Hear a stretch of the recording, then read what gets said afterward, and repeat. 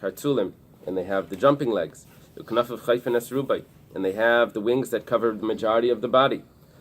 Afkol, also anything sheish le'arba raglayim v'arba knafayim v'kartulim v'knafav chayfen esrubai, and if you have those criteria of the legs, the wings, and the jumping legs, it covers most of the body, it's going to be kosher. It doesn't matter the head size or the tail or all of those, it's going to be included. The Gemara asks, what about this locust called tzartzar?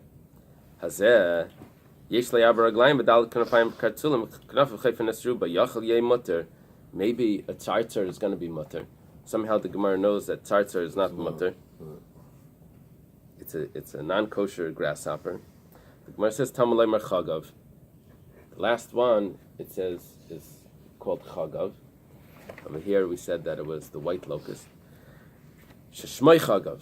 It needs to be called Chagav.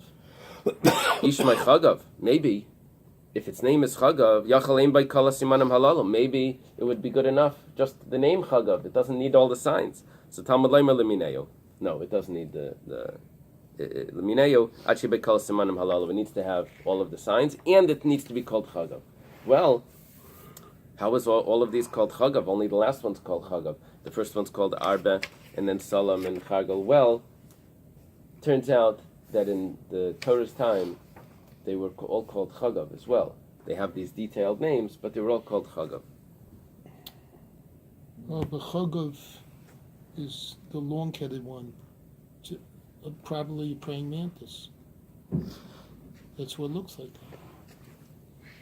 So are you sure the Chagav actually has the long head? Well, that's what it says down here. It says there's an opinion that Chagav requirement pertains only to long-headed and tailed grasshoppers. Okay. No, so if it's a praying mantis, it's got to be from. I didn't. That flew right by you. That's good coffee. It's a good thing you weren't in the desert. Boy, no one's awake. I didn't get that the Chagav has a long head, as we'll see in a minute. We just tried to do, what we tried to do here is we tried to learn that a locust with a long head is going to be kosher because we're not going to look at the criteria. We're just going to, we have the common factors of a kosher locust, and we're just going to take those common factors, and that's it. We're going to ignore everything else. And now, Parach Rabbi asks a question. This is always exciting, because Rabbi is possibly from the Goinim.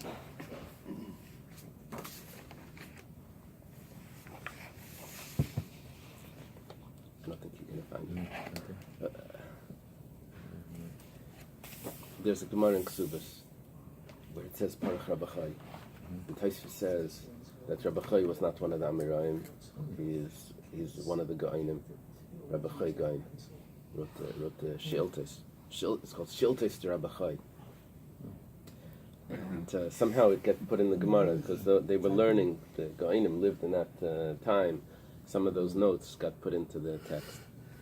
Parach Rabbi. I'm not saying that that's what it means here. It's just that's what he said over there. Mala Hanach Shekein Reish Yarach. All of those that you just said, you said they're common factor. But let me tell you something. They don't have the long head. So how did you just include? You just said 3 or 4 grasshoppers and say, oh, we'll look at the common factor, and that's going to include the long head. But none of them have the long head. Maybe we'll say that, look, they have all the 4 factors of a kosher grasshopper. We're not going to look at any other extra details. That's what we meant to do. That's what it sounded like the Gemara was doing. It says, Ihachi, if you want to do that, you're just going to look at the factors and don't look at any extra details. So Chargal Nami, the Shavalu Loy Lichtav. So why do we have to write Chargal? Why do you have to write that? We already have the factors. Teisemi Arba V'Salam. We'll just learn it from the common factor of two locusts, Arba and Salam. Ella, you can't do that. You can't just write 2 Arba and Salam because you'll be able to ask. Ma'ala Hanach Shkenin Lem Zanov. They don't have a tail. So I have to write Chargal to tell me that locusts with tails are also kosher. So Hachanami. So here too, Ikla Mifrach Ma'ala Hanach Shkenin Reish Narach. Obviously, I'm not just looking for those 4 factors. I'm looking for the other factors as well. And if all of the locusts that we listed don't have a long head, I won't be able to know that. And if you say that other factors that aren't of interest to us, are of no concern to us, then why do you have to write chargal, that the tail? The tail is also a factor that it shouldn't have had, of no concern to us. The fact that you wrote it means that the tail would have been a concern to us if you didn't write it. So why don't you tell me something about the long head? Must be the long head isn't kosher. Elam ravachai salam yiseruhu. Salam is extra. The second locust that we said, the yellow locust, that's extra. Why? Salam. If it didn't say salam, I could have learned it from arba and chagel. Why? My purchase. What can you ask? Mala arba dein legabachas. You say, well, the arba doesn't have the smooth forehead. Hari chargel yesh legabachas. The chargel does. You're going to say mala chargel yesh lezanav. The chargel has a tail. Hari arba dein lezanav. So arba doesn't have a tail either. So all the characteristics of salam would have been already mentioned by arba and chargel. Salam has a smooth forehead, but so does chargel. Salam doesn't have a tail, but so does arba. Also doesn't have a tail. So all its characteristics would have been taught to us. It doesn't need to say it. So salam the kasar rachman alamli. Why does it need to say salam? Even though it doesn't have a long head, but because it's extra, we have another way of learning something that's imena inyan legufay, something that's not necessary for its own teaching. I can use it to teach me some other halacha, even though it's not clearly in that teaching. Okay, now the Gemara says, let's get a drop ahead of here. What are they arguing between the Tana Debei Rav and Tana Debei Rabbi Yishmael?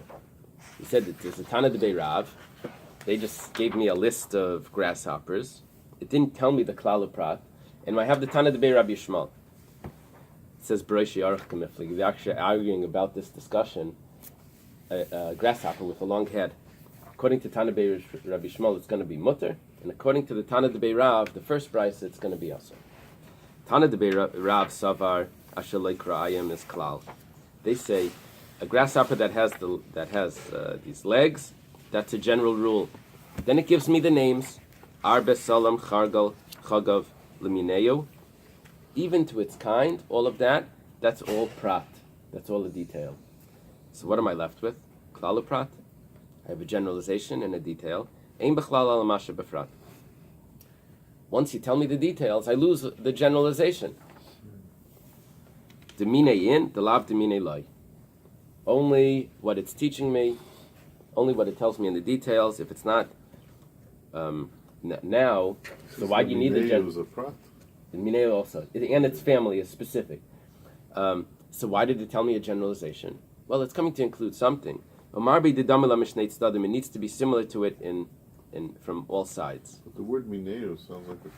Yeah, but it's the family of the arba, a family of the salam. You see, ashaloi kra'ayim means it has legs, doesn't tell me any family. That's generalization. But then it tells me which one, in which family. Arbe, Salam, Chargo, Chagav. Okay, those are details. That sounds like a prat. Right. Lemineo sounds like a cloud. Lemineo of the Arbe, Lemineo of the Salam, Lemineo, all of those are the granted. It depends how you want to look at it. Okay. Granted, that's where...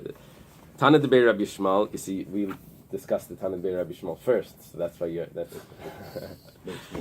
Tana Debei Rabbi Yishmael says, Savar, Ashalai Kra'ayim is the klal. It has the legs, you can eat it, that's the generalization. Arbe, Salam, Chargol, Chagav, that's the prat. Lemineo is Chazur klal. To its family, comes back and tells me a generalization. Klal prat to klal. Once I have a klal prat to klal, you have to done elikana prat. It has to be similar to the prat. Umar be called the damila b'chad sad, and as long as it's similar in one aspect, I don't need all aspects. As long as it's similar in one aspect, I'm going to include it. The Gemara says we have a problem here, because when you started, you said the generalization is anything that has the legs. When you finished, you said the generalization is, the second generalization is the family of the arba. The family of the, it's a different sort of generalization. The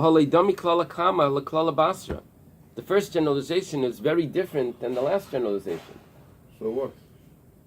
Well, we don't know that that's considered a klal prat klal. It's still more specific than the first klal.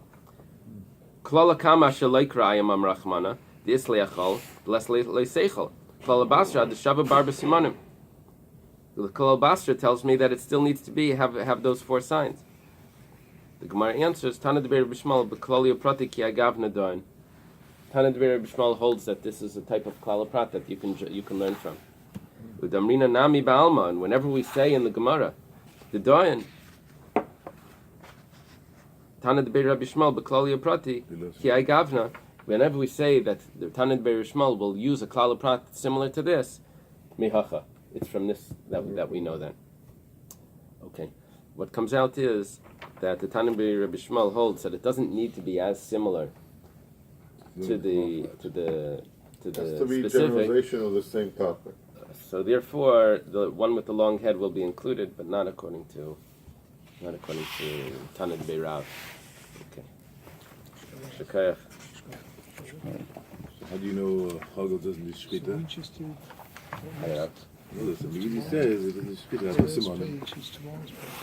Oh, because it doesn't have the trachea and esophagus? Really? Then the Chaim says that. It has no vesher. I have to find out.